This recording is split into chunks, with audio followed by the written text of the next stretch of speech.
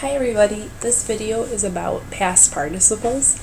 We can use past participles in various forms, but this video is going to talk about how to use past participles with the verb estar, which means to be in English.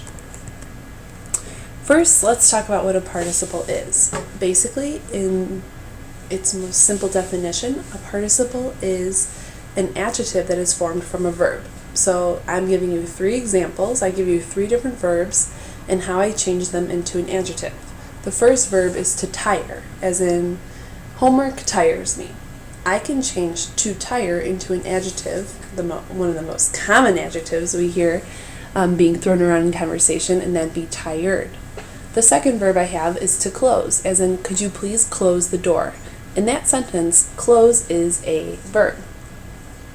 But I can change to close to become an adjective, and it would be closed. Closed is the participle of to close.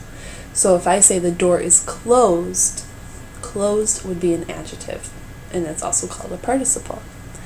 My third verb is to sew, as in I like to sew, and I can make to sew into an adjective as well, and that'd be the participle sewn. The sweaters are sewn.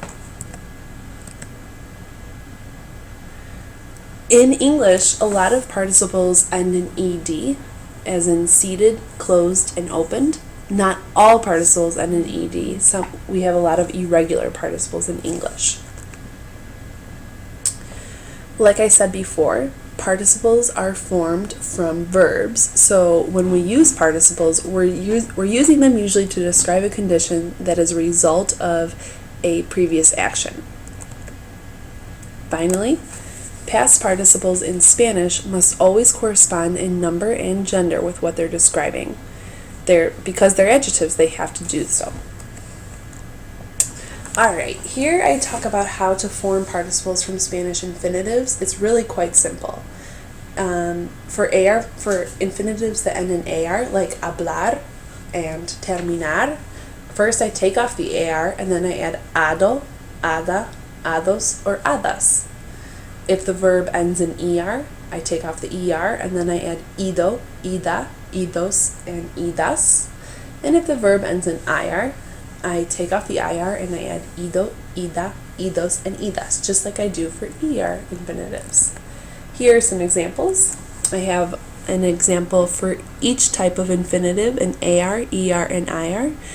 For the verb terminar, to end or to finish, you can see that I first take off the AR and then I just add the participle ending, terminado. Conocer, I take off the ER and I add ido. Preferir, I take off the IR and I add ido, just like I did for conocer. And now I have 3 participles. Here are some examples of participles used in a complete sentence. La comida está preparada. As you can see, I'm using the verb estar, so this sentence would mean the food is prepared. You can tell that comida is feminine because I use the feminine form of the participle, preparada, as opposed to preparado, or preparados, or preparadas. Yo estoy cansada. I am tired. I must be referring to myself, a woman, so I have to use the feminine form of the participle. Yo estoy cansada. Los estudiantes están sentados. Sentados is plural because I'm referring to estudiantes. Estás emocionado para el partido. Emocionado is el participio, is the participle of emocionar.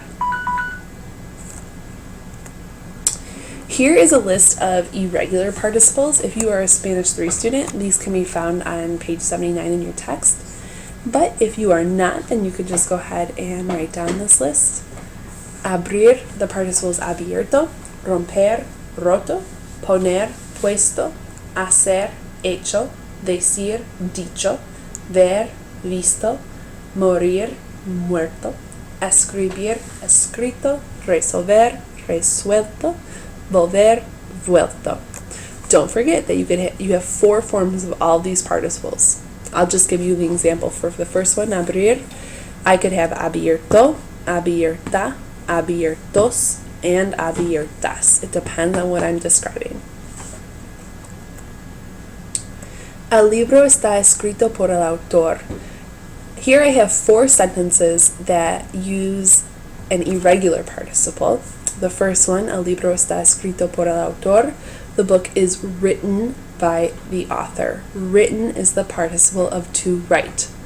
El parque está visto de mi casa. The park is seen. Again, I'm using estar, so it's is seen from my house. Mi tarea está hecha. My homework is done. La puerta está abierta. The door is open. This is an activity that I want you guys to go ahead and try. This would be similar to the quiz you might take in class, an open note quiz. So what you have to do is use the first verb you see in the sentence. For example, pinto las paredes del baño. I paint the walls of the bathroom. So I'm going to use pintar and make the participle from it, which would describe las paredes. So let's do the first one together. Pintar is an AR verb. So first I have to take off AR and then decide if I should add ado, ada, ados, or adas. Because it says las paredes, the walls are painted, I need to make painted agree with las paredes. So number 1 would be pintadas. Go ahead and pause the activity.